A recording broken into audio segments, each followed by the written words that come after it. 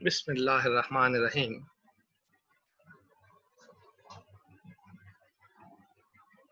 Our today's topic for the class of Science of Dental Materials is glass ionomer restorative materials.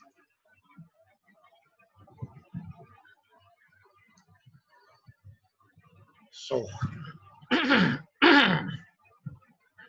introduction, that glass ionomer derived from silicate cement, which were presented in early 1970, and we have discussed in the previous chapters. Polycarboxylates, not the polycarboxylates. Polycarboxylates, introduced a few years earlier and regarded as first adhesive restorative materials. They were widely used as luting agent, but not as a restorative due to high solubility, poor mechanical properties, and unacceptable appearance caused by the residual opaque zinc oxide. So turning point comes where zinc oxide of the polycarboxylate materials replaced with the reactive ion leachable glass, similar to that which was used previously in silicate cements, and provides a stronger, less soluble, and more translucent cement. Composition is, if we have a look starting from the presentation, glass ionomers presented as a powder and liquid, or a powder mixed with water, only water. Availability is for luting and restoration, and it is also available in different shades. Now, powder liquid materials. Sodium aluminosilicate glass with increased ratio of alumina to silica in the glass as compared to that used in the silicates. Amount of glass is more, and this increases the reactivity to react rapidly with polyacrylic acid. Now the acid is also replaced. Polyacrylic acid is a weaker acid than the phosphoric acid which is used in the silicate cements. This is a typical composition. Powder is sodium aluminosilicate glass with about 20% calcium fluoride and other minor additives, aqueous solution of acrylic acid or itaconic acid polymer, copolymer, or aqueous solution of, this is the liquid part, acrylic acid or itaconic acid, or aqueous solution of malic acid polymer or malic acrylic copolymer, and tartaric acid in some products to control setting characteristics. Powder water material, if we as already described, that it is also available in powder and water. Water means only water, or some amount of tartaric acid. Powder, again glass, vacuum dried polyacrylic acid, which was previously present in the liquid. Acrylic, malic, or copolymers. Manufacturers supply a dropper bottle which the operator fill with water, or the manufacturer supplies a dilute aqueous solution of tartaric acid. Fluoride, already we know that significant quantity of fluoride which is incorporated show no direct involvement in the setting reaction and provides protective effects on the carious susceptibility of the surrounding tooth substance. Liquid,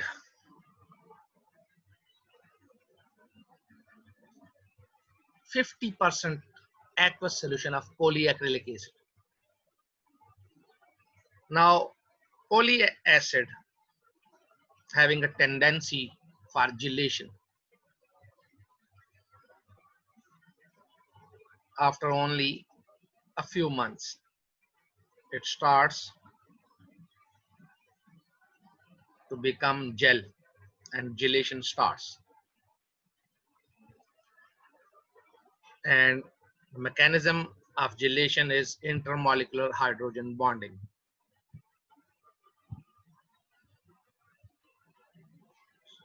So this gelation was tried to reduce or eliminate by using homopolymers or copolymers. Sorry, by using copolymers instead of homopolymers, because homopolymers are those polymers which are like polyacid. So these also having a tendency to gelation. So the copolymers which are providing the same benefits but having no tendency for gelation was used.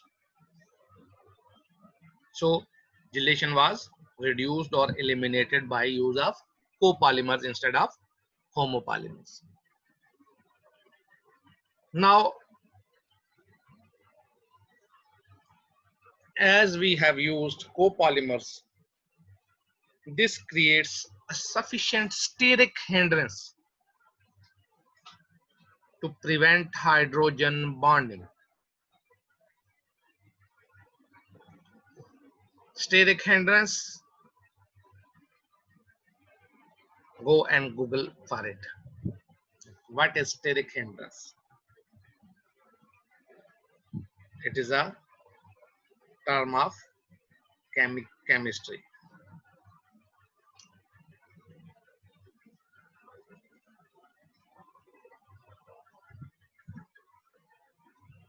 Main,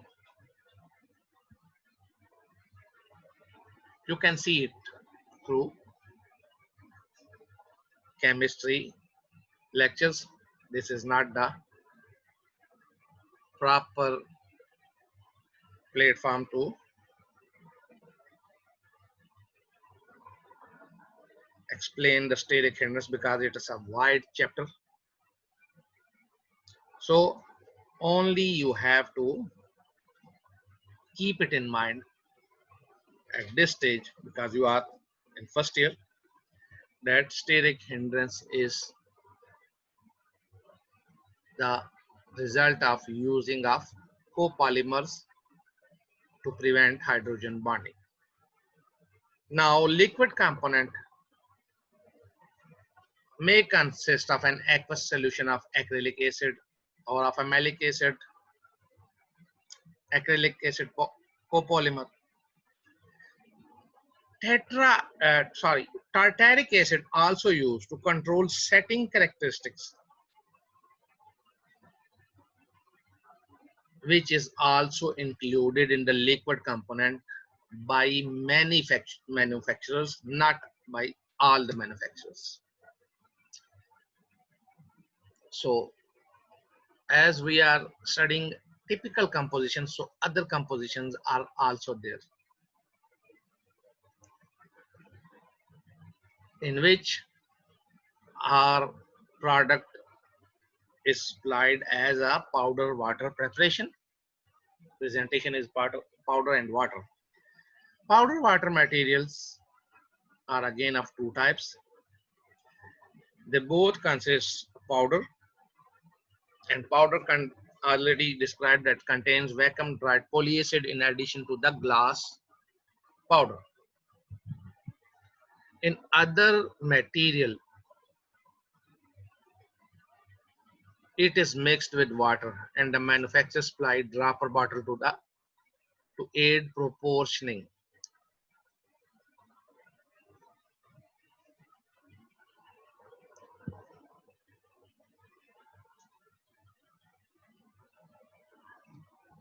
Now,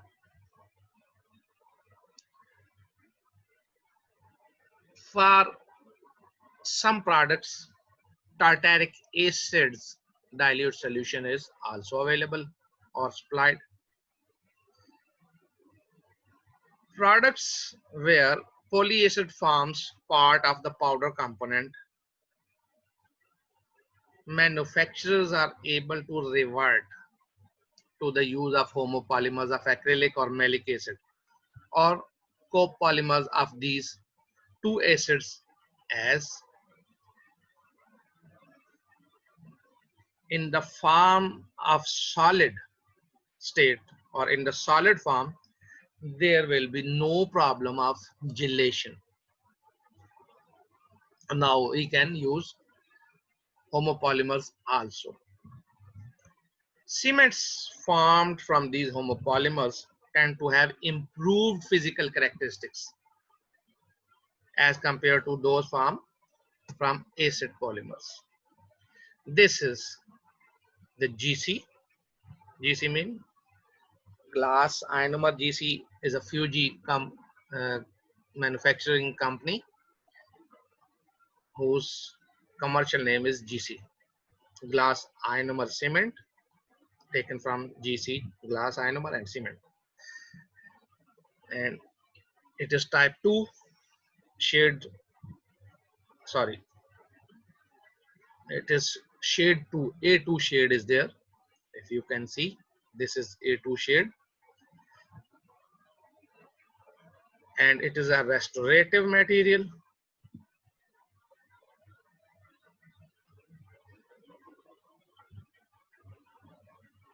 In the form of powder and liquid, and it is the scoop for proportioning, and through this bottle we add the drops. Now, most glass ionomer forms, ionomers for restorative use are now available in encapsulated form. Encapsulated means they are present in the form of capsule. This offers a great advantage that proportions are previously set and controlled by the manufacturing. Mixing is quick and clean process. These are the encapsulated form, glass ionomer cement, and there is a tube.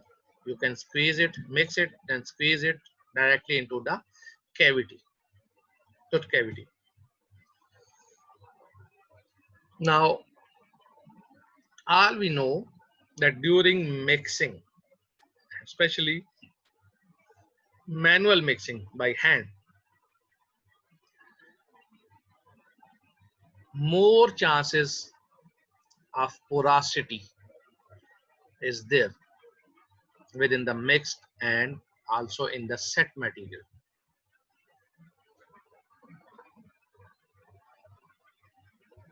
And as we have discussed earlier in second chapter, that materials which are brittle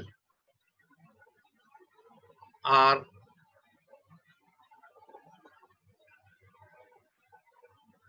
having inferior properties, mechanical properties, if they have porosity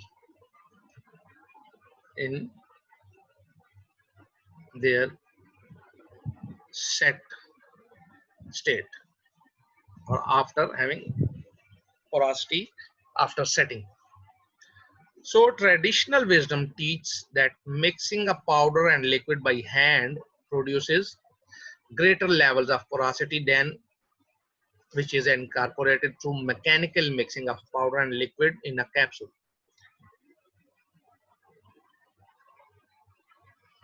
Also, studies have revealed that through micro CT scanning that relationship between mixing and porosity is a complex one. This is the mechanical mixer.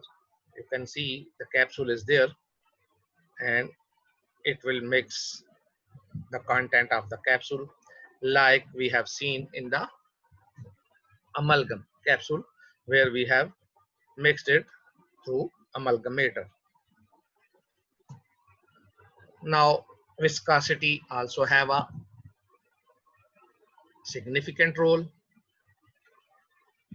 If fluid cements are mixed through shaking, like you people make your milkshake,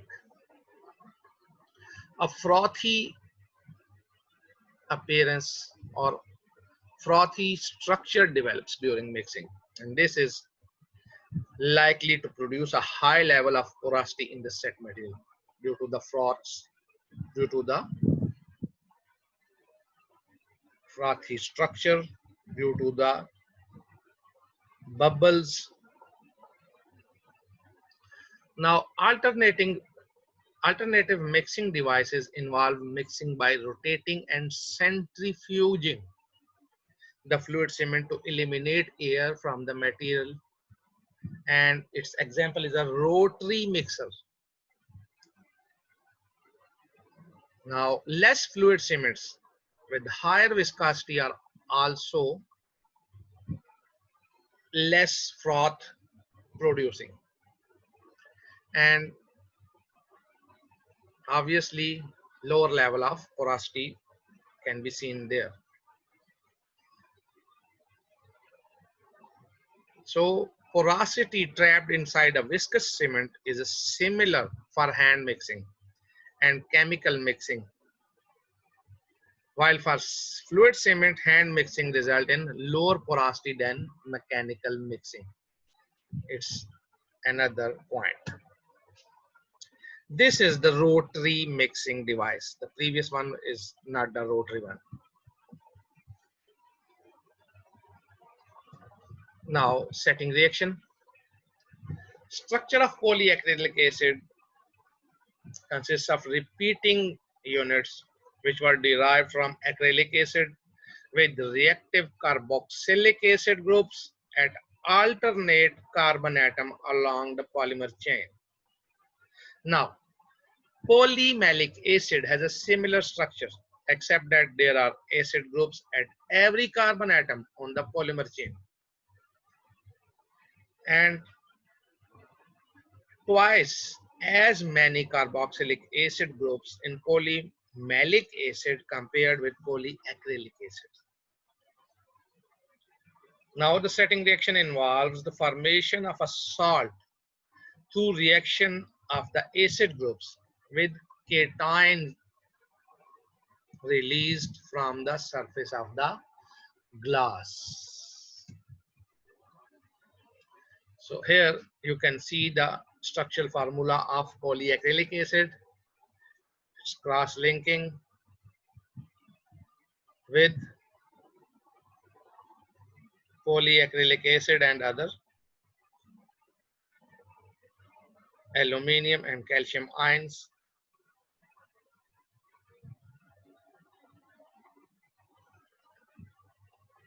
Now, calcium and aluminium ions are there. Sorry. Now, on mixing the powder and liquid or powder and water, acid slowly degrades the outer layer of the glass The mechanism already described in the denture-based polymers. The outer layer of the glass degrades and particles releasing calcium and aluminum ion. During the early stages of setting, calcium is released more rapidly and is primarily responsible for reacting with the polyacid to form a reaction product. Then aluminium is released more slowly and becomes involved in setting at a later stage, often referred to as a secondary reaction stage. The reaction is like we have discussed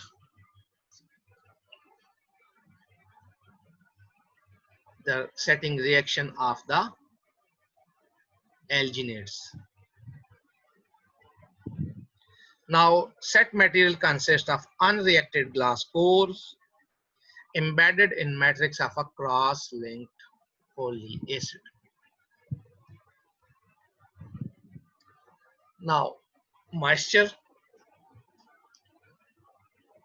Matrix region is composed of the salt reaction products.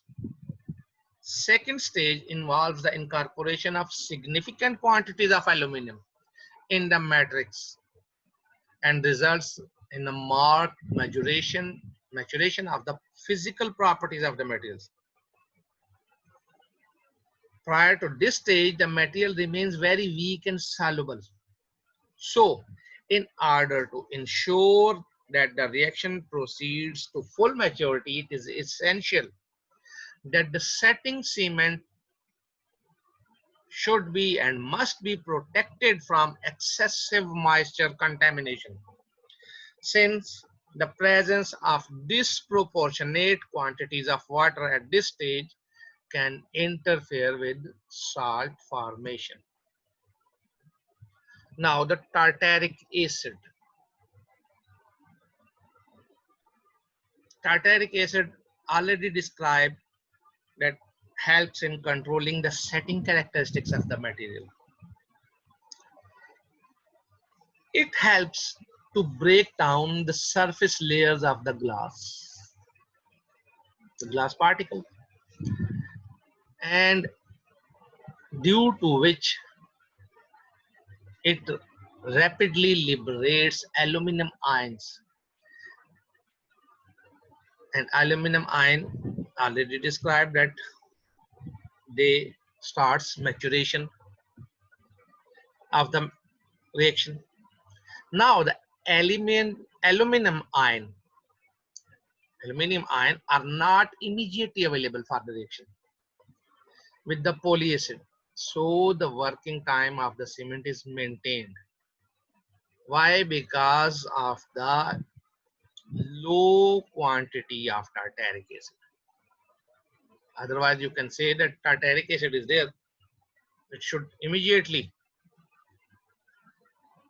start reaction. But first stage is that polyacid is going to work. And after that, this tartaric acid is going to work.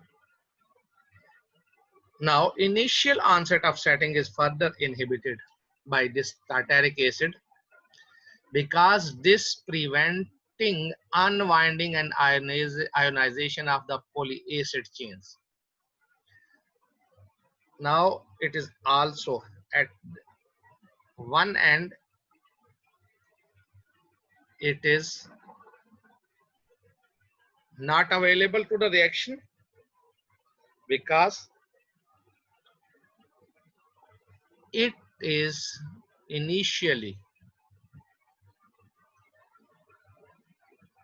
preventing unwinding and ionization of polyacid chains also. When this stops, then it goes to react with the glass. Now the concentration of solubilized aluminium when reaches at a certain level Then the second stage of reaction proceeds rapidly.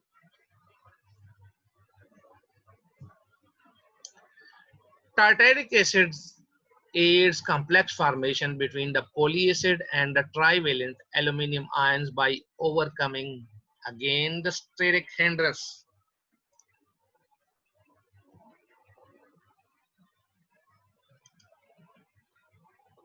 By overcoming steric hindrance problems which may occur when an aluminum ion attempts salt formation with three carboxylic acid groups.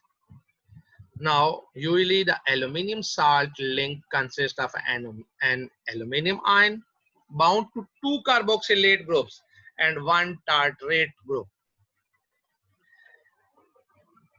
But this mechanism is also supported by the fact that there is very little unbound tartaric acid left in the set cement. Fluoride, as already we know about, release of fluoride ions from the glass particles result in the matrix phase of the set material.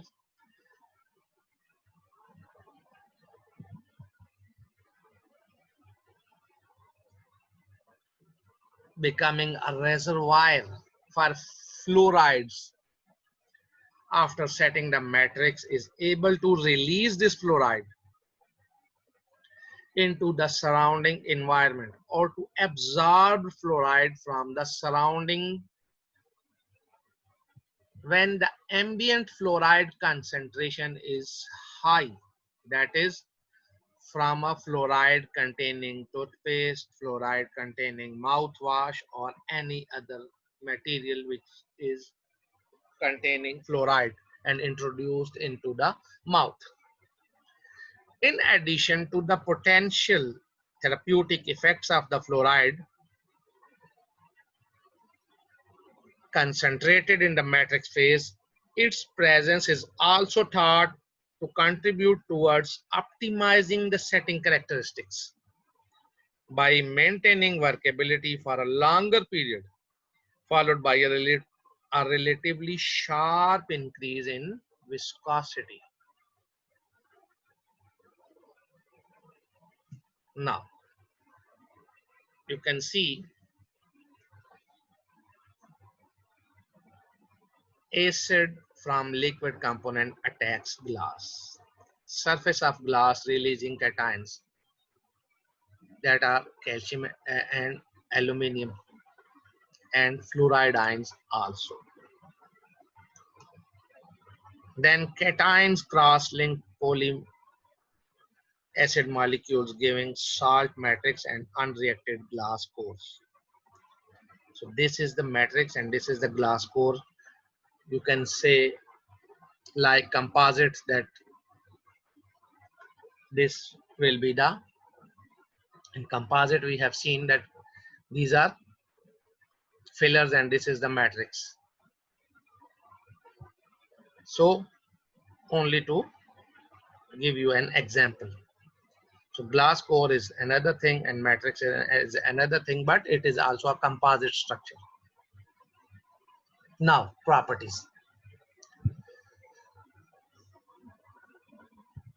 ISO standard for dental water-based cements cover the properties mainly in glass ionomer cement, and standard is ISO 9917.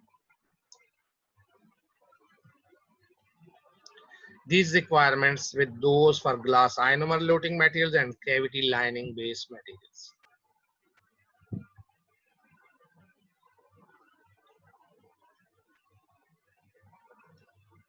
So as glass ionomer and composites are used for similar applications, both tooth color restorative materials, so their properties are compared qualitatively. So glass ionomer requirements outlined in ISO 9917 properties for restorative cement, film thickness is not going to have any effect because no requirements. Setting time,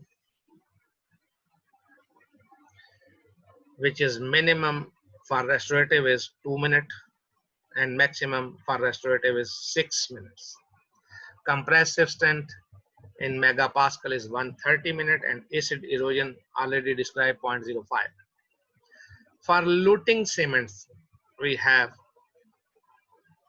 a film, definite film thickness, which is 25 micrometer maximum. Setting time 2.5 minutes and 8 minutes is the maximum setting time for luting cements. Compressive strength is 70 megapascal, which is minimum. Acid erosion is always 0.05. For lining and base cements, film thickness is also not required. Minimum setting time is equal to the restorative cements. Compressive strength is 70 minimum and 0.05 is the maximum acid erosion per hour is our requirement. Now, properties of glass ionomers are critically dependent upon the powder liquid ratio.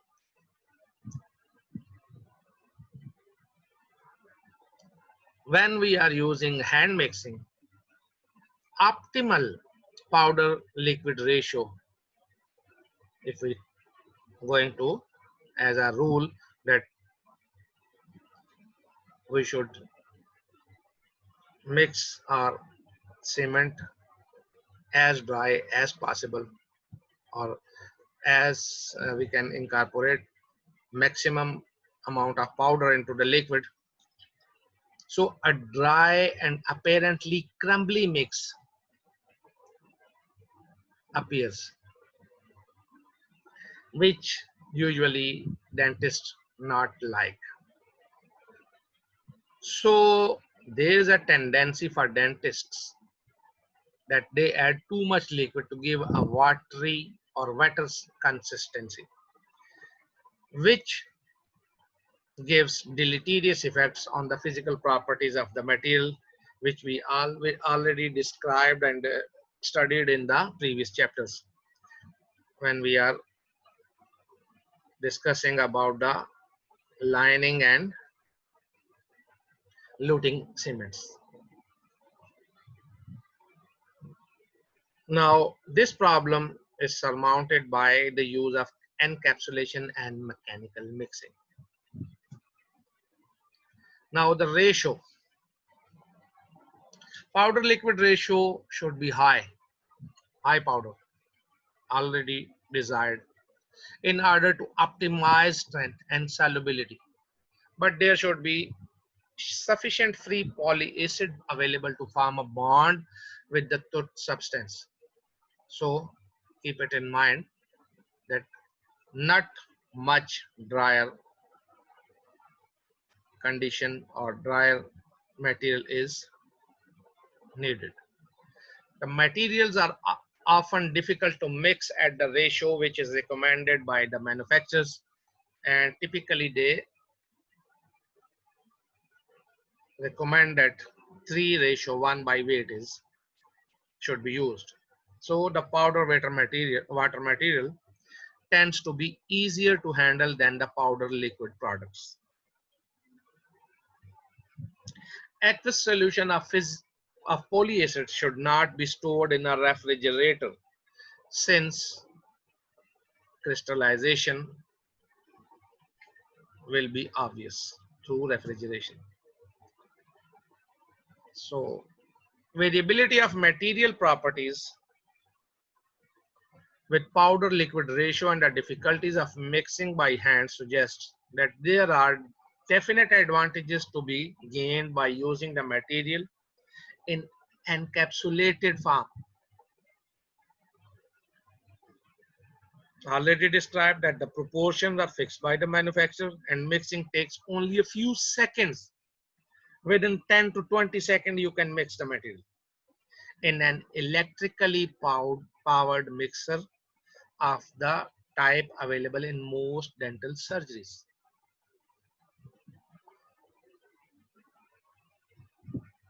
Setting reaction is protracted despite a fairly rapid initial hardening. The material must be protected from moisture, already described, because moisture contamination during the first or otherwise strength and solubility are adversely affected. First R is critical. So it is necessary to varnish the surface of the filling immediately after initial hardening. Varnishes used consist of a water resistant resin dissolved in a volatile solvent such as ether or ethyl acetate. So these varnishes can be expected to afford protection to the glass ionomer for a variable period of time, and from a few seconds to an hour or more, depending on how quickly they become dislodged. A more long-term protective effect can be achieved by using a resin bonding agent or Fischer sealant. Resin bonding agent means the bonding agent which we have used in the composites. Now adhesion, as they are self or adhesive materials, glass ionomers, so adhere to both enamel and dentine is their property. Precise mechanism of bonding is still somewhat unclear. One theory is that polyacid molecules chelate with calcium at the tooth surface. Formation of the interfacial calcium polyalkanoate salt would involve a reaction similar to that thought to occur during the setting of the cement. Significantly greater bond strength achieved with enamel than with dentine suggests that it is the calcium of tooth substance which involved in bond formation. Now, another theory is that the outer layer of the apatite on the tooth surface becomes solubilized in the presence of acid. More apatite dissolves and the cement begins to set and pH begins to rise. Now, this may cause reprecipitation of a complex mixture of calcium phosphate from the apatite and calcium salts of the polyacid onto the tooth surface. Thus, the polyacid chains would be bound to a reprecipitated layer on the tooth surface. This mechanism could operate on enamel or dentine surface and could thus also be supported by bond strength data. In case of dentine, there may also be some bonding between carboxylic acid groups of the cement and reactive groups within the collagens, either by hydrogen bonding or by metallic ion bridging. So same thing which we have seen in our bonding mechanism for composites and adhesives, polyacid chains, these are, and this is the calcium of the tooth. So the possible mechanism of bonding is shown in this picture. Now, various surface treatments like we have done in composites and for bonding of the adhesives in composites, various surface treatments have been used to improve the strength and reliability of the bond between glass ionomer cements and dentine. One feature of dentine is the presence of a smear layer, already described in the chapter of bonding.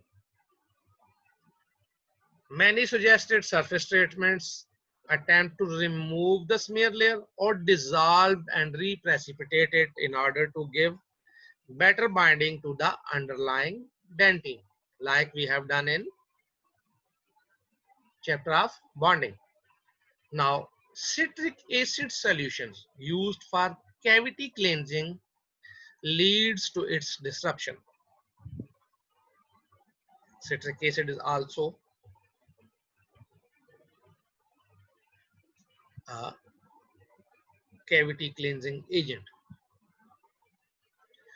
Use of citric acid produces no improvement in bond strength as dentine surface is partially demineralized and starved of calcium required for bond formation. Now, this is a disadvantage.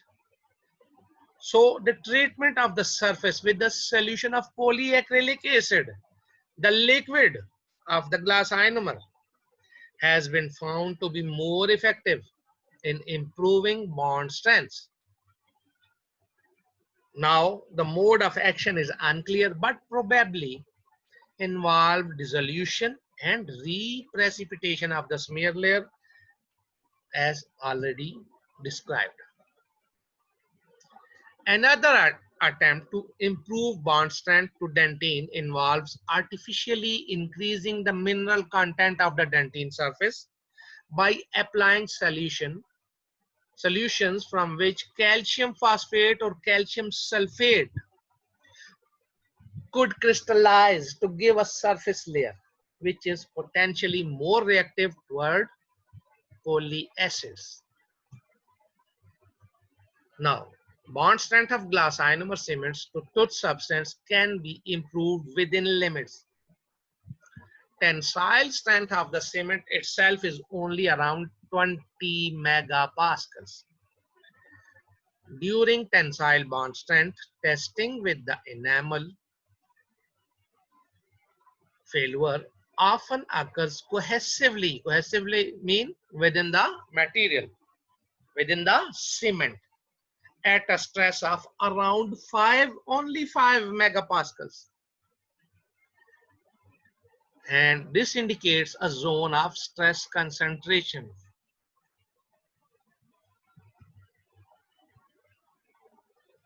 Within the cement, which is set up as a result of bonding to the tooth.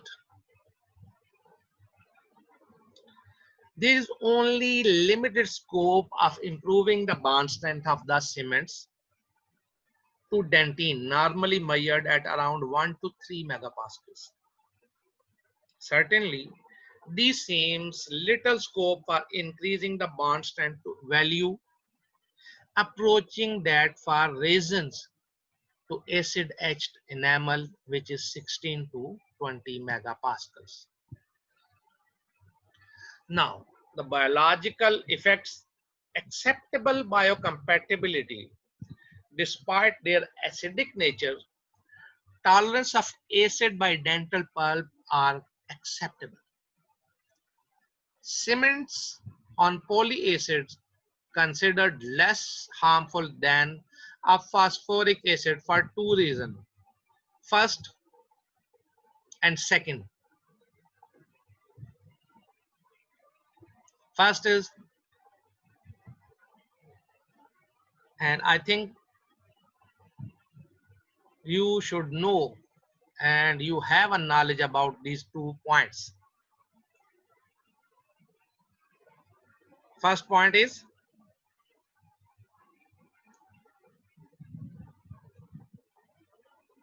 less acidic. It is acidic, but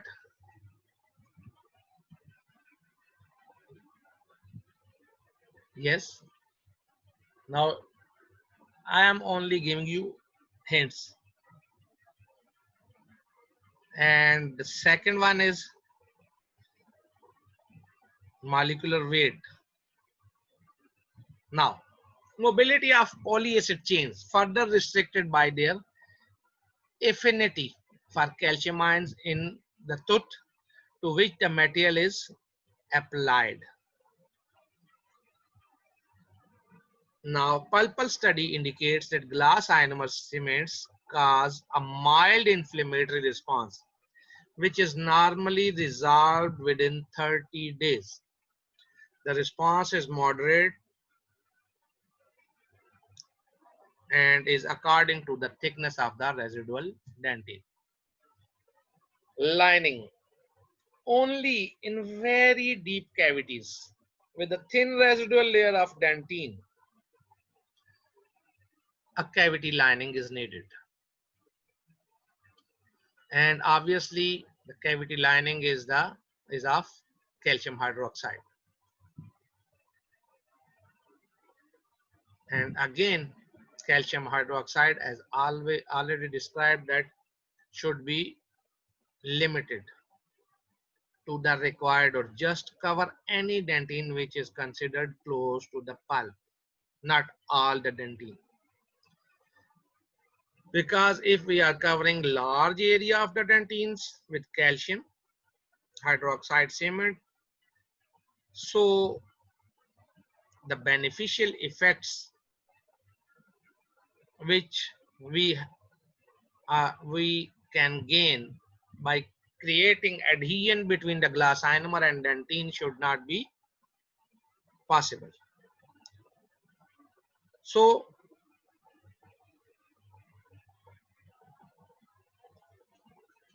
these views will almost certainly be modified if we have an understanding of acid tolerance by the pulp. Now the raw materials from which the glass is used in the products are derived sometimes contain small quantities of arsenic and lead. So in appreciation of the potential harmful effects of such heavy metals, the IO standards allows only 2 parts per million of acid soluble arsenic and 100 parts per million of acid soluble lead. Thermal diffusivity of glass ionomer cement is close to the dentine. So adequate thermal insulation is there.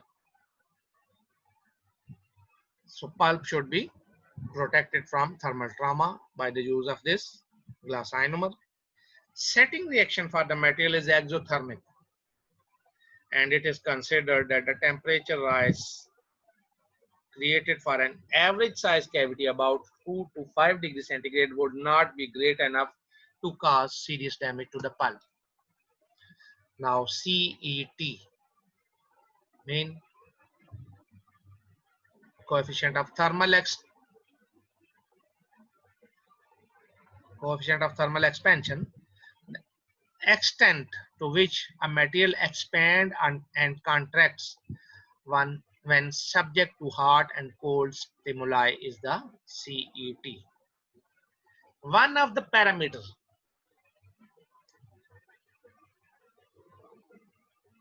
which affects the quality of the seal and bond between a restorative material and the tooth.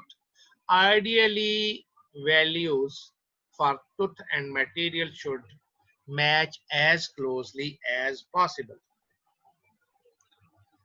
It is difficult to measure the coefficient of thermal expansion for a sample of glass ionomer because of the presence of water within the structure of the set cement.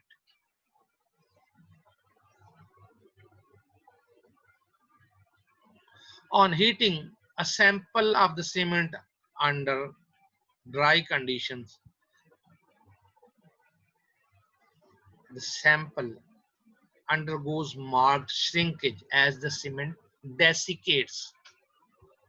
And under moist conditions, the expected expansion on heating is compensated by an accelerated flow of water from the cement to the surrounding wet environment.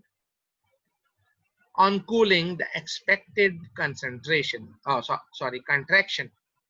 is compensated by water uptake. There is a lack of any noticeable change in dimensions over a range of normal intraoral temperatures under moist conditions may be considered as a type of smart behavior being, being exhibited by the cement. Smart mean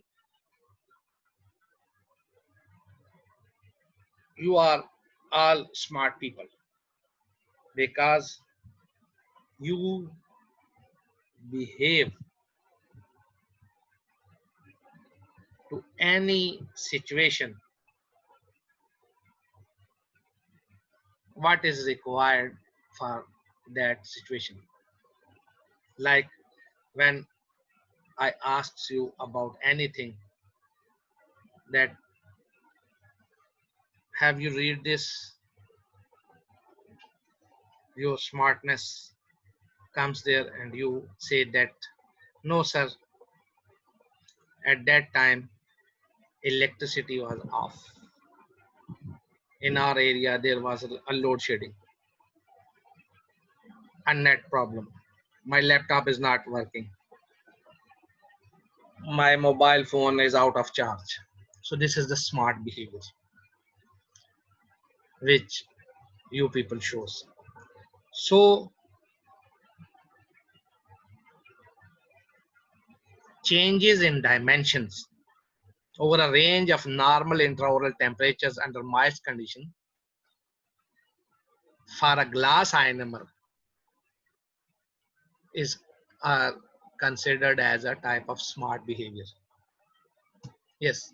Now fluoride metric phase of a set glass ionomer cement contains significant amount of fluoride ions which are fairly mobile since they are not involved in salt formation. The mobile fluoride ions readily diffuse to the surface of the cement where they may be washed away with saliva or undergo a reaction with the surrounding tooth substance. Fluoride's ion may replace hydroxyl or hydroxy group in the apatite structure, and this change renders the apatite more resistant to acid attack.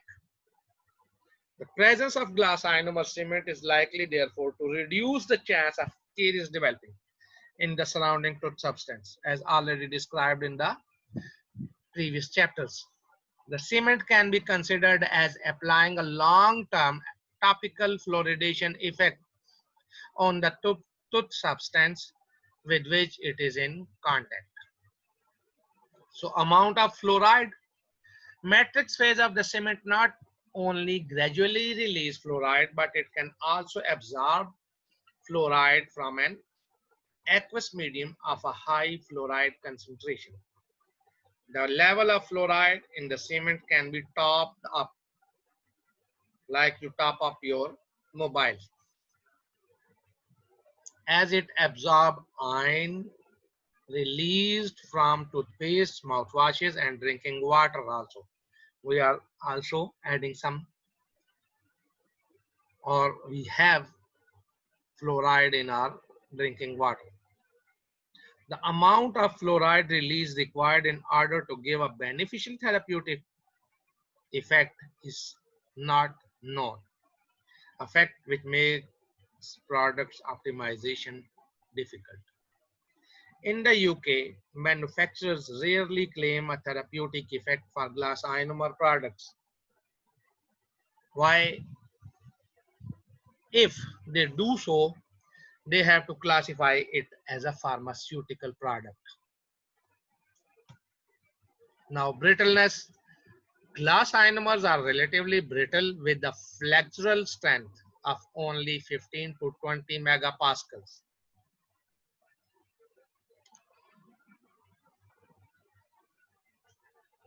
Compared from more than 70 megapascals for composites, and cannot be considered suitable as general purpose filling material for permanent teeth, but more to answer a specific need for certain application. The brittleness of the material would reject the use of these products for restoring fractured incisal edges. Cavity designed for glass ionomer restoration should ideally avoid the production of thin sections of the material, such as would occur in filling with a knife edge margin. Knife edge margin, we have already some idea about the knife edge margin, but here we can draw. This is a tooth, and if we want to see a knife edge margin, so this will be, I only showing you the by, this is the knife edge margin, this is, and this is, as we have seen in our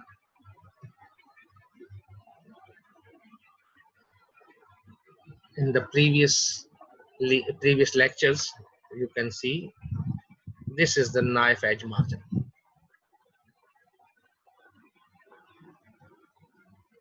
Now, for compressive strengths, tests required in ISO standards are unable to predict this problem, as only compressive strength is measured. That is, the brittle materials often have relatively high values of compressive strength, but fail at much lower stress in tension or when subjected to a flexural stress. The difference between the compressive strength values for restorative cement is 130 megapascal minimum, and looting or lining based cements, which is 70 megapascal minimum, is mostly due to the different powder liquid ratios used.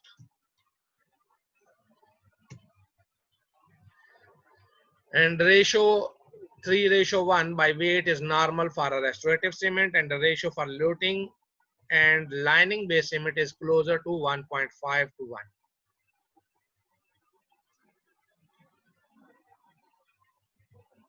And this 1.5 and 3 is the ratio of powder.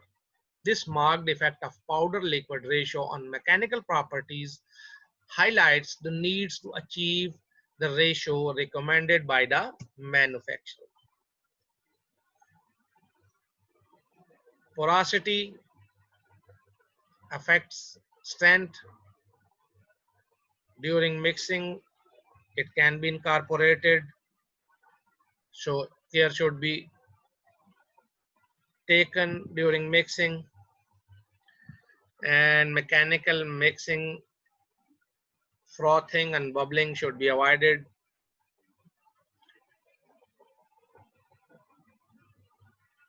More porosity can be produced or is produced through hand mixing. More viscous cements which were used for restorative. Frothing and bubbling is less. Alternative mixing regime, which were described previously, are available to reduce porosity. Abrasion, glass ionomer, a brittle material having poor abrasion resistance. And as it can be abraded easily, so anatomical forms cannot be maintained for much longer times.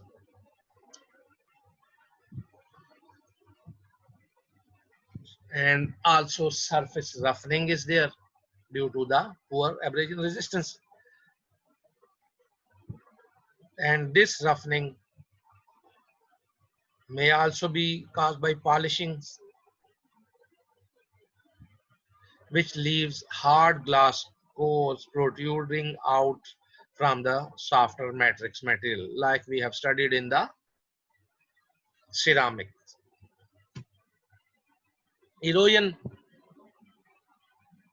very much susceptible to acid erosion. Inherent properties of material, which produce inorganic salts by an acid-base reaction. All material and factors which affect the rate of erosion include the pH of the eroding medium, that is saliva, plaque, or drinks, and the maturity of the cement at the time it contact the acids is also playing an important role. Worst possible conditions are when a freshly placed cement is bathed in a highly acidic fluid, such as fruit juice. To reduce the risk of acid erosion, it is essential that cements are protected with varnish or resin during setting. The situation is further improved if the material has a short setting time. Cement should be used at the correct powder liquid ratio, which is preset in the case of encapsulated materials. ISO 9917 describes acid erosion and wear are somewhat synergistic. The surface of a cement which is softened and undermined by acid may be more readily broken down by wear. So the resistance to acid erosion is determined using the jet test, the impinging jet test, which is already described in the previous chapters. Here is some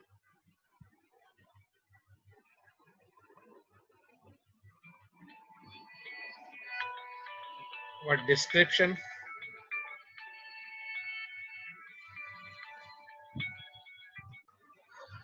So the impinging jet test is involve preparing a sample of the cement in a mold with one surface of the cement exposed, and it is subjecting this surface of the cement to an impinging jet of aqueous lactic acid solution at a pH of 2.7. Standard requires that there must be less than 0.05 millimeter of material loss per hour, as already described in the previous and in the previous chapters and in the previous slide. Now, appearance. A reasonable match of the natural tooth, particularly to dentine.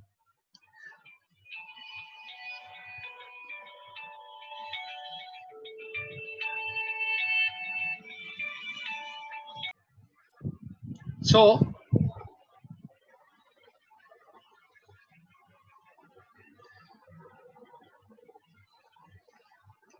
reasonable match, particularly to dentine, although most authorities agree that a better match is achieved with resin matrix composites. Translucency of the restorative cement is achieved through the presence of unreacted glass cores, which are able to transmit light. Attempts to improve the properties of glass ionomers have involved changes to the composition of the glass in order to enhance reactivity with the acid component. These attempts are often frustrated by the fact that altering the reactivity of the glass may also result in unacceptable change in the translucency. The aesthetic nature of the material improved significantly since the time when the material were first introduced, although not perfect. You can see much difference with the tooth structure when you have a look at the glass ionomers filling. Radio opacity. Conventional glass ionomer restorative materials or cements are not radio opaque and cannot readily be detected using dental radiographic techniques. Diagnosis of caries around glass ionomer restorations, therefore, is difficult. Low radio opacity of the cement is due to the presence of metallic ions having relatively low atomic numbers, therefore having relatively few electrons capable of absorbing X-rays. The incorporation of metals of greater atomic numbers, either in metallic form, for example silver, or oxide form, for example barium oxide, can be used to impart radio opacity, but with the significant loss of translucency and color match. Obviously, barium gives white color, silver gives black color. This may not be acceptable for many restorative applications, but may be perfectly acceptable for application in which the appearance of the cement is of little consequences. For example, cavity lining or core buildup, or even in posterior teeth. Now, there is one commercially available restorative material which exhibits some radio opacity. Cermets, these are metal reinforced glass ionomer cements. Metal used in the commercially available material is silver, although many other metals such as tin, gold, titanium, and palladium have been tried. Cermet powder is manufactured by mixing and then pelletizing under pressure a mixture of glass and metal powder. The pellets are fused at around 800 degrees centigrade, then ground to a fine powder, like we make frit. But here we are not going to cool it down it into the water. The powder particles consist of regions of metal firmly bonded to the glass. A closely related material consists of a blend of an aluminosilicate glass and an amalgam alloy powder containing silver and tin. In this product, there is no attempt to bind the glass and alloy phases together. So this type of material you also can make by your own self in your surgery or in your operatory by mixing glass ionomer and amalgam. The setting reaction for cement material is identical to that for other glass ionomers because of the presence of metallic phase within the material. They tend to be gray in color, obviously due to the silver and other components, and are therefore unsuitable for use as aesthetic restorations. Attempts have been made to improve appearance using pigments, although the opacity cannot be reduced. In one respect, the poor appearance has been used to advantage since the manufacturers are able to use a more reactive glass, which would spoil the appearance of a conventional cement in order to produce a faster setting material. The presence of silver also imparts a degree of radio opacity to cermet materials, which is not present in conventional glass ionomers.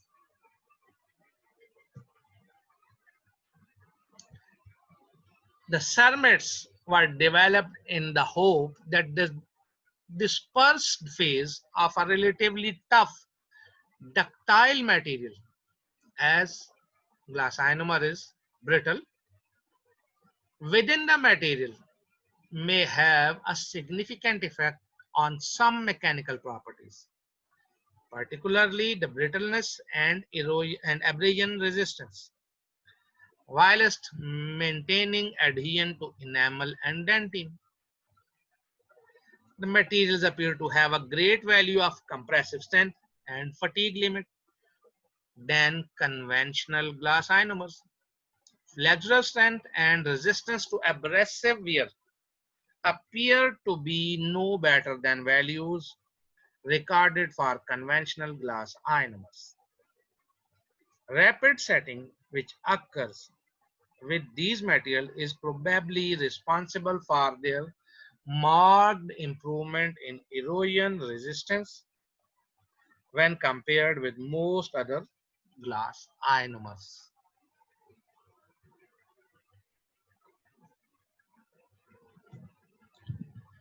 Less fluoride. Obviously, ceramides based on silver have been shown to have a much lower fluoride release rate than equivalent conventional glass ionomers. This is due to the acid-base setting reaction, which release fluoride into cement matrix, occurs quickly but less extensively in the ceramides since part of the glass is replaced by metal. Applications and clinical handling. Major application of glass ionomer filling materials reflect the advantage of their adhesive nature coupled with the inherent brittleness and a less than perfect aesthetic quality. These are widely used to restore loss of tooth structure from the root of the teeth, either as a consequence of decay or the so-called cervical abrasion cavity. Both of these lesions tend to occur close to the gingival margin of the tooth. Root caries tends to spread laterally across the root as well as centrally towards the pulp. Once it has been removed, the resultant cavities tend to be broad and shallow. Abrasion cavities were once thought to be the product of overzealous toothbrushing, जिसको हम कहते हैं जी हम brush नहीं कर रहे, वो क्या करते हैं, आरा चला रहे हैं. Possibly in association with the use of an abrasive dentifrice. Already described in the previous chapter, abrasives and dentifrice. It is now recognized that both dietary factors and functional loading of teeth causing the teeth to bend can be co-factor in their etiology. The morphology of such lesions is variable. Some are relatively dish-shaped and shallow, whilst others are more V-shaped and tend to be deeper. In both cases, the tooth surface is likely to be caries-free and highly burnished. If we see lesion or erosion close to the gum margin, you can see a polished V-shaped or shallow dish-shaped lesions. Lesion mean cavities, which are highly polished and burnished. ऐसे लगेगा जैसे बिल्कुल किसी ने रख के polish किया हो. Now, cavity design and shade. Cavities for glass ionomer cements should be of sufficient depth at their margins to give adequate bulk to the restorative material, not a knife edge cavity or knife edge finish line. A knife edge finish is not suitable, and hence both abrasion and carious cavities may need to be modified to give a butt joint margin of 0.75 millimeter depth or greater. Use of butt joint mean 90 degree. The use of glass ionomers for restoring class 3 cavities has been advocated. The early materials were far from ideal, being more opaque than either silicate or composites. Newer products are more satisfactory and are now sometimes used for this type of cavity. Application in deciduous teeth. Glass ionomer cements are gaining wide acceptance as filling material for deciduous teeth. Deciduous mean the teeth which are present in the mouth of a children, and you can say the milk teeth. Often these are being used in preference to amalgam, especially in deciduous molars. Deciduous molars are those teeth which were replaced by the premolars. They allow the trauma of cavity preparation to be reduced to a minimum, and although they are probably not durable enough to withstand forces of mastication in adults, they are probably adequate for the limited life of deciduous teeth. Tunnel technique. Some new restorative techniques offer alternative to traditional class 1 and class 2 cavities in posterior teeth in adults. Cavity preparations takes the form of a tunnel with its origin either from the occlusal surface, a short distance away from the marginal ridge, or from the buccal aspect. The tunnel leads into the area of carious dentine, which is removed using rotary and hand instruments. An injectable glass ionomer cement is then inserted into the cavity with an appropriate matrix as required. The principal advantage of this approach is maintenance of the marginal ridge of the tooth. And what is the marginal ridge? You can go and Google it. What is the marginal ridge? So, to save the marginal ridge, we are going to use this tunnel technique.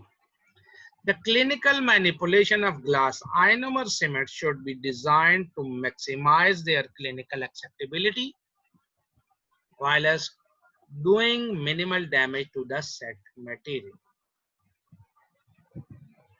One of the key issue is to take care to maintain an appropriate level of hydration of the material's exposed surface.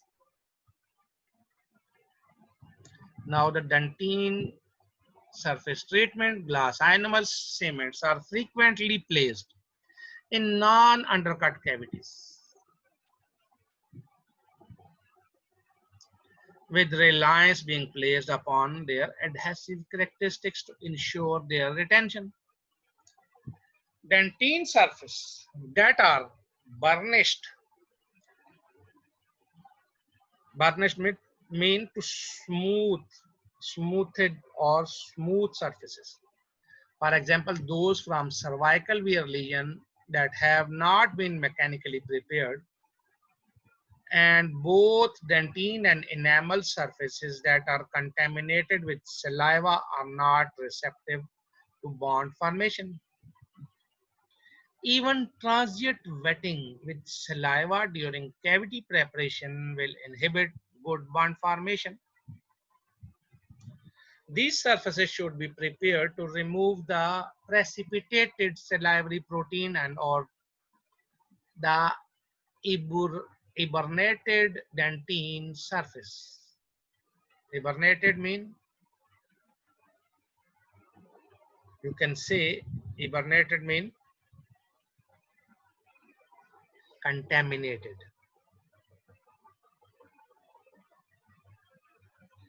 A variety of agents have been used for this purpose, including citric acid, already described with their disadvantages. Most effective agent seems to be 10 to 15% polyacrylic acid. This is applied to the tooth surface for 30 seconds, then washed off and the tooth dried but not desiccated to achieve a receptive surface for bonding. As if desiccation occurs, then the matrix should be disturbed. the dentinal collagen matrix. Now, matrix technique. Generally, glass ionomer cements are used to restore proximal cavities on anterior teeth and defects on root surfaces, whether the products appear or decay. Matrix technique for proximal cavities on anterior teeth is very similar to that for composites, using transparent flexible film made from either cellulose acetate or polyester. The matrix is inserted between the teeth adjacent to the prepared cavity, usually before any dentine surface conditioning. As already described, why before any dentine surface conditioning. Once the material has been placed in the cavity, to slight excess, the matrix is drawn around the tooth root and held in place using firm digital pressure until the material sets. The problem of adapting preformed curved matrices to teeth for cervical cavities has already been mentioned in the previous chapter in composites. An alternative that is available for these these chemically setting material is an aluminum cervical matrix. Now, the aluminum cervical matrix, these are malleable at room temperature and hence can be pressure formed around the root surface of the tooth using hand instruments, giving a custom matrix for each tooth. This is particularly useful where a cervical cavity extends into the junction between the roots of molar teeth. For this, you should go and search for the roots of molar teeth on Google. You can see the pictures here, that root of molar teeth and cervical cavity extension. So it will be easy for you people. The cavity margin in this area will be concave toward the furcation, a cavity. This form of malleable matrix offers the only possibility of achieving a reasonable contour of the restoration with a matrix rather than by a post placement finishing after placement of the material. The matrix is adapted to the tooth surface at the completion of cavity preparation. After cavity preparation, you should place the matrix. It is then set to one side. Take away matrix to one side and the dentine prepared for bonding and the material placed in the cavity to slight excess. Matrix is then replaced, taking care to ensure that the gingival portion of the matrix is lying on the outside of the tooth, not sitting on the cervical floor of the cavity, as we have studied in positive ledge and negative ledge. These relatively rigid metal foils are very good for insertion into the gingival crevice to help to form the restoration in that area, but care must be taken to ensure that the inferior portion of the matrix that does not get caught onto the gingival floor of the cavity. If this happens, then a negative ledge will be formed, that is, the tooth will be wider than the restoration. It can be helpful to control the position of the gingival tissue using an appropriate retraction cord or by troughing the gingival crevice using an electrosurgery unit to assist with this process. And all these processes are described in the chapters dealing with the impression materials. The matrix should be left undisturbed until material has set fully and can then be removed carefully using a sharp probe or an excavator. And you people should be well aware of the probe and excavator. These are the instruments. Matrix techniques for tunnel preparation requires a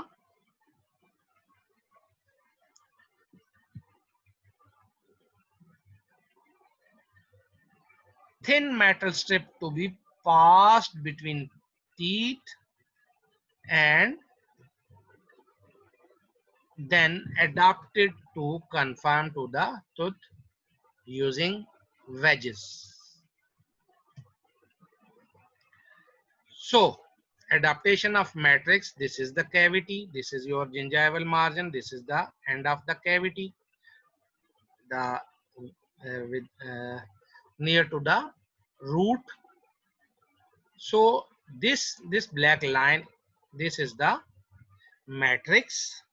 So if we place this matrix there, then there should be a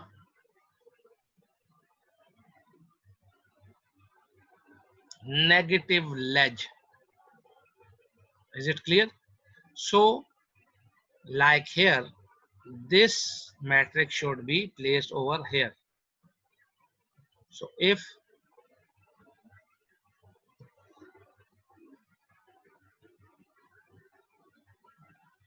our matrix should be like this, so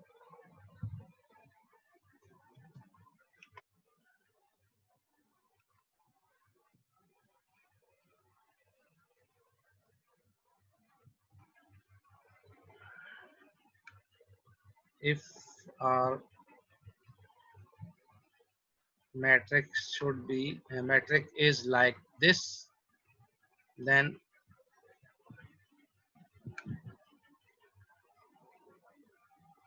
there's no chance of negative ledge. So if it goes into the cavity, then it is a negative ledge. Now, finishing and polishing. Glass ionomer cements are water based and hence highly susceptible to either desiccation or excessive moisture contamination during the early phase of their setting reaction. They achieve a clinical set partway through the chemical process of cement formation. Maturation continues for at least an hour and with some materials up to 24 hours. The surface of the cement should be protected during the time period, that is, which is advocated for the maturation. Variety of materials have been suggested for moisture protection, from cocoa butter. This is also available with some glass ionomers, through copal, ether, and resin varnishes to unfilled methacrylate based resins. This later group is by far the most effective at delaying water flow into and out from the cement. The unfilled resin should be applied to the surface of the cement as soon as the matrix is removed. Light activated resins are easiest to use for this purpose because of their command set after placement. Any finishing that is required will remove this protected layer. Consequently, early finishing should be confined to removal of glass excess alone. This can usually be avoided with careful matrix placement. If glass excess is present, it should be removed with either with a sharp bladed hand instrument or, if necessary,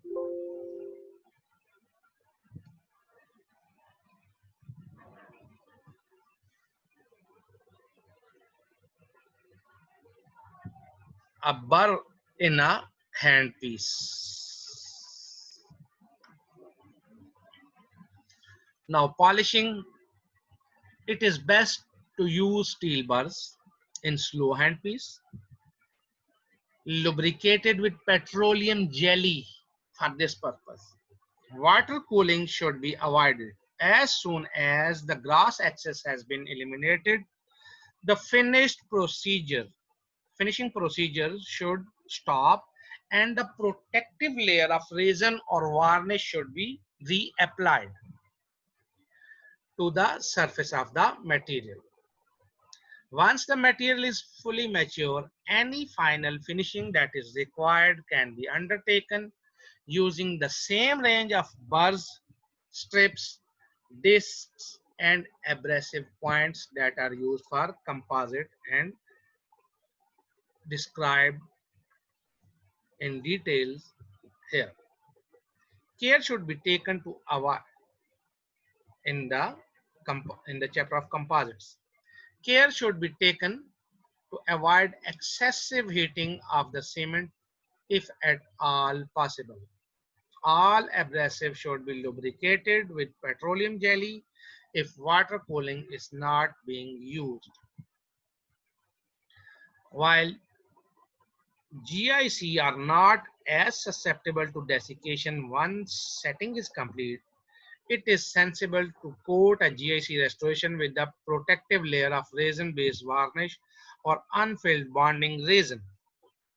If restorations are likely to be subject to a desiccating environment for a protracted period. For example, if tooth containing a glass ionomer cement restoration is isolated using a rubber dam, using a restorative procedure or endodontic care elsewhere in the mouth.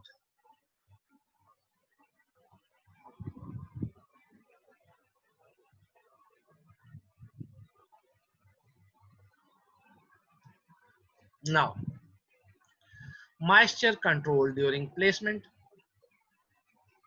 There's a dichotomy between the use of the best moisture control technique, isolation with rubber dam, and the risk of desiccation of the restoration if a rubber dam is used. It is usually adequate to isolate a tooth carefully using cotton rolls or dry guards during the placement of GIC restoration. Obviously, great care is required to avoid contamination of a prepared cavity with saliva prior to placing the cement, as the salivary pellicle will interfere with bonding. Salivary pellicle can be removed by treating the dentine with polyacrylic acid for 15 seconds.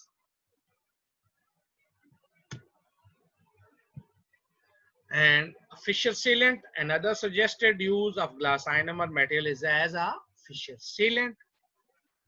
Material is mixed to a more fluid consistency to allow flow into the depths of the pits and fissures of posterior teeth, especially of the children's posterior teeth of children. Early cements were found to be unsuitable as fissure sealants if the fissures were less than 100 micrometer wide. The large glass particles of the cement prevented adequate penetration of the fissure pattern, and it was necessary to consider enlargement of the fissures with a burr. Now, luting cements having much smaller glass particles may be a more sensible choice of the material for this application. So you can use diluting cements. Studies show that the retention of glass ionomer fissure sealants generally does not compare favorably with the resin types. Their K's inhibiting effect is significant.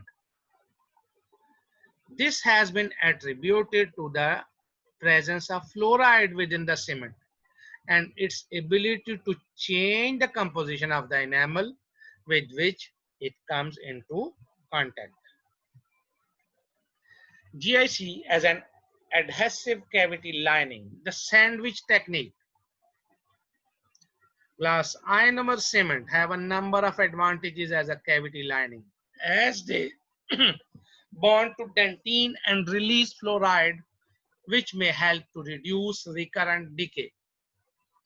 They can be used beneath either a composite resin or an amalgam.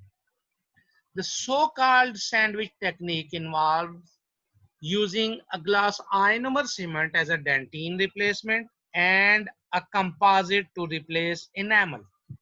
We will see, is it true glass ionomer replace dentines and composite replace enamel?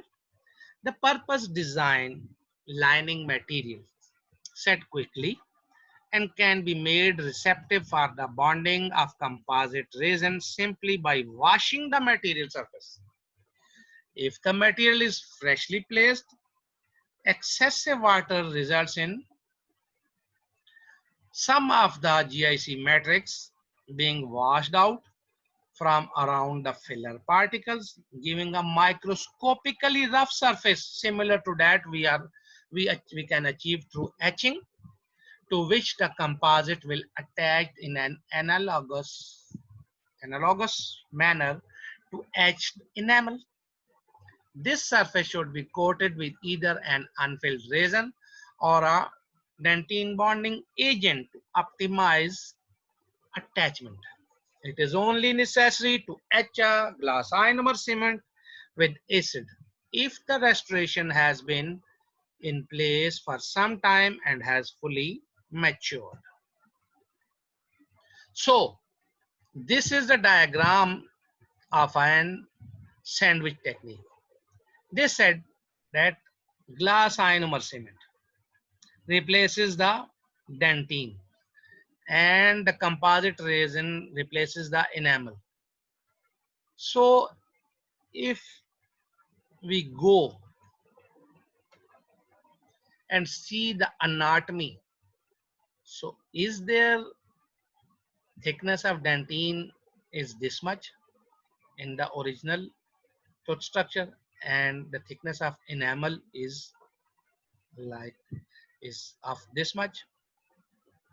No,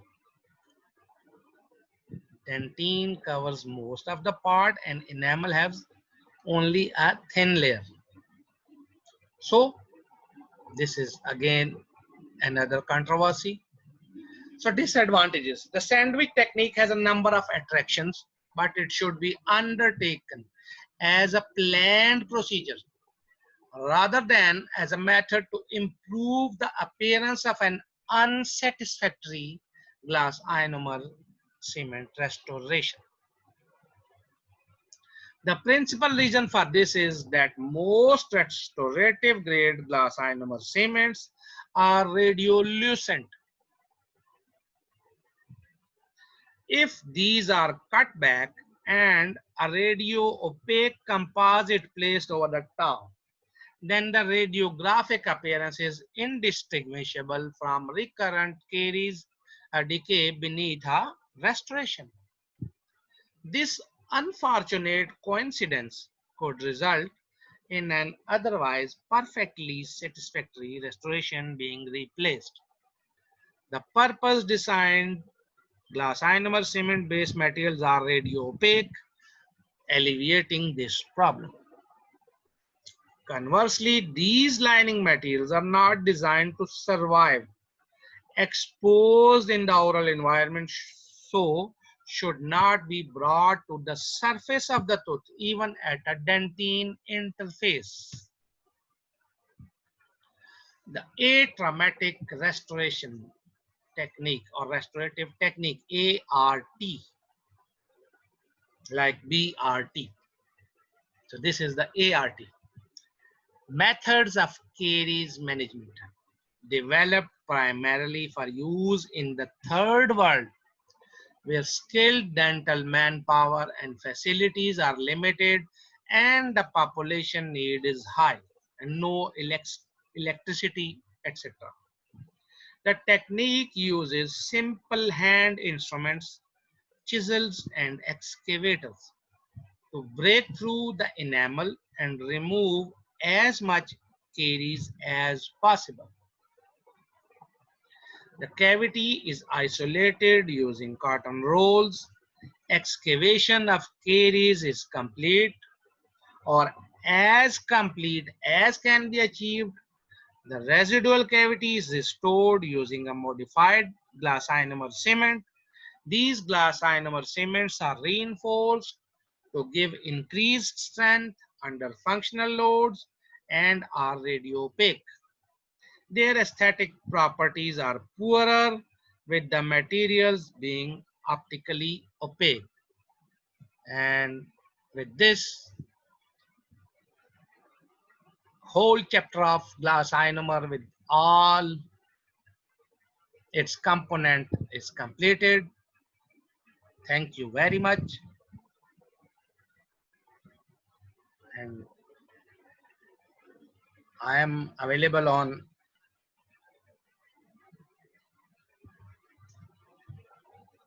your disposal or at your disposal through messaging section of YouTube, waiting for your valuable comments. Thank you very much again. Allah Hafiz.